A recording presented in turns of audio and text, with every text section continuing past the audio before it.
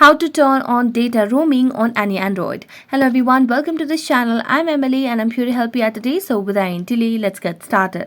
So first of all, launch the settings application on your device over here. As you launch the settings application, scroll down and tap on SIM cards and mobile networks. As you do that, scroll down and here you can see the option of advanced settings. So tap on advanced settings. As you do that, you can see the option of data roaming under manage mobile network connection category. So tap on it and here you can see the option of international roaming. So right now it's posted onto never. So if you want to turn on this data roaming on any Android, simply tap on always. So this gives you a pop-up that the carrier will charge you a fee after you turn on international data roaming. So do you want to turn it on anyway? So tap on turn on. And here you can set a daily data limit while roaming your size and if exceeded, what you can do. So that's it. Thank you so much for watching this video. See you next time.